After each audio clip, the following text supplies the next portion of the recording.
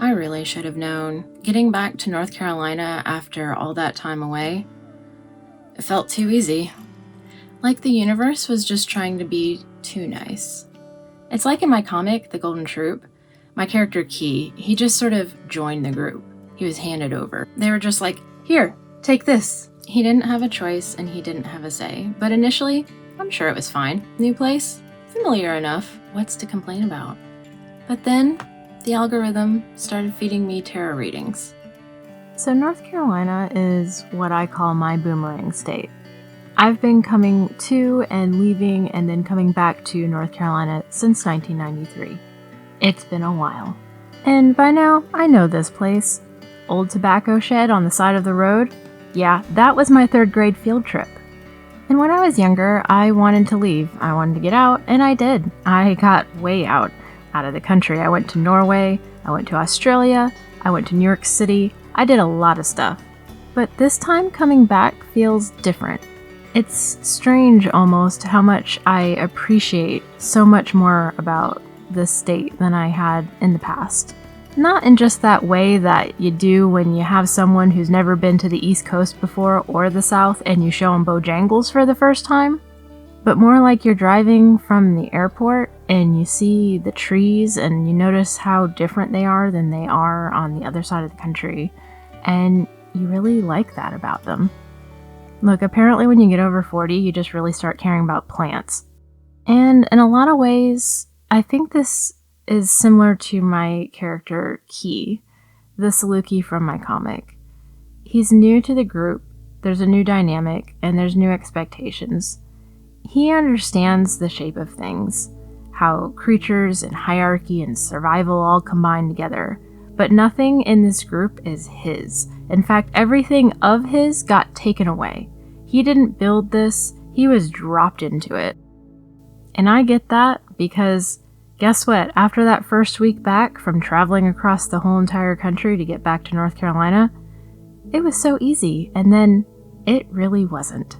Everything that I had just completed, that I just did again, the work I was trying to get done, just suddenly became 10 times harder. Almost like I was just at the beginning again of this part-time job I'm working. I didn't understand why, because everything was easier now. Decisions were made. I was living my new life. I didn't understand why this was suddenly so difficult. And Key, he kind of, lives in difficulty. In being difficult himself. He's what we like to call haughty, prissy, maybe a little pompous. Now, is this his true personality, or is this some kind of armor he uses to protect himself with? You know, a little column A, a little column B. Both things can be true. For one, he was born into royalty, so, kind of comes with the territory there. But then all of that was ripped away from him, so when you don't choose where you are anymore, you protect yourself by acting like you're above it. The pompous prince routine is like more of a survival mechanism for him. Now, when I was going through it, really going through it in those 2nd and 3rd and 4th weeks back, something really weird happened. In fact, it's actually been happening to me this whole entire year. I wasn't searching for it. It's not something I was looking for. But suddenly, a creator I had followed on YouTube, over a year prior, suddenly started popping up into my feed. And her messages, her tarot readings, her spiritual readings, mirrored my exact situation. Exactly how I felt, exactly kind of what was going on. And sure, I'm positive the algorithm had something to do with it. When you watch one, a bunch more come along. But then it was different creators. And they were posting on the same day with the same message. And I'm pretty sure based on how many followers each has, they're probably not all within the same exact circle. So the fact that all these different creators from all over the different parts of the world, literally different continents, were all sort of saying the similar type of message was just a little oddly specific and a little oddly timed.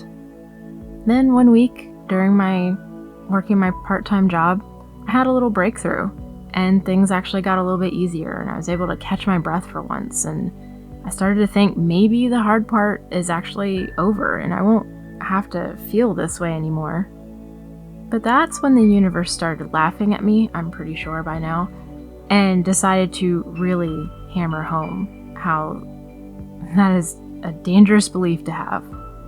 It's been kind of a crazy year so far, and one of the things that I've been taking away from my experiences is that easy and difficult all kind of are relative, and a huge part of the equation as to what makes you think one or the other is your mindset.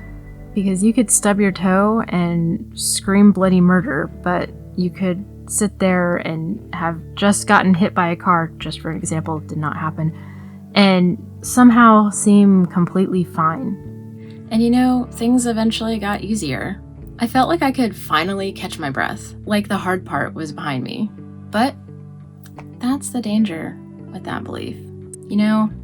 Kind of reminds me about this little secret I have about Key. He does actually let his guard down sometimes. Turns out, he's a secret snuggler. Who knew? That's really like the two main things you need to know about Key. He's loyal, and he's a secret snuggler. But knowing that kind of information about someone, that's also where you're the most exposed.